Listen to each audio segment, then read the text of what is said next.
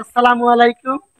আমার বাচ্চারা ঢাকায় থাকে, কিন্তু এই ছাগলের, ছানার এবং গরুর খুব শখ। তাই আমার আম্মা তাদের নাতিদের কথা চিন্তা করে একটি ছাগল ক্রয় করেছে, একটি বকরি ছাগল। সেই ছাগলের দুইটা ফুটফুটে বাচ্চা হয়েছে, দেখতে পাচ্ছেন। এই যে খুব সুন্দর নাদুস নুদুস দুইটা বাচ্চা।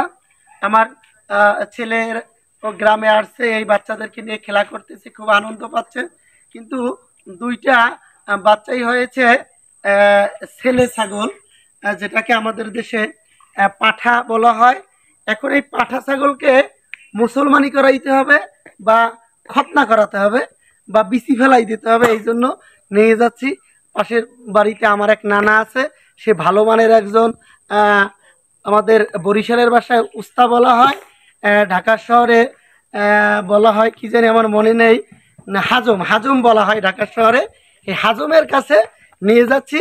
এই যে দুইটি ফুটফুটে আহ, খাসি ছাগলের বাচ্চা, মানে খাসি ছাগল। ঠিক আছে, এখন এই দুইটাকে আমরা মুসলমানি করাতে নিয়ে যাব, বা খতনা করাতে নিয়ে যাব। চলুন ভিউয়ার্স, কেটে দেন।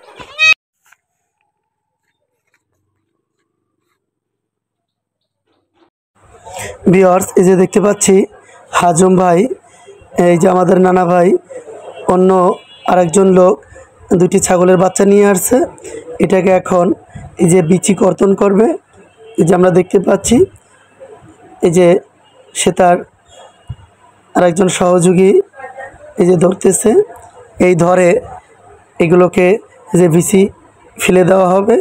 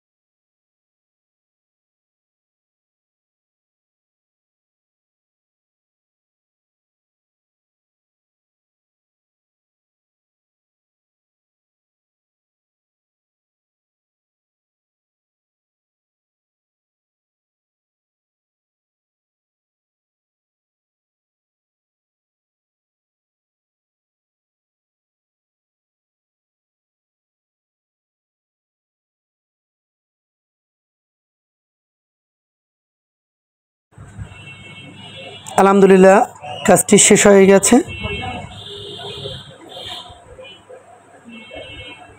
এই যে এখন এই ছাগলের বাচ্চাটাকে, ছাগল ছানাটাকে পানি খাওয়ানো হবে। যে পানিও খেতে চাচ্ছে না, যে মাথায় একটু পানি দেওয়া হচ্ছে, সে একটু স্বাভাবিক হওয়ার জন্য।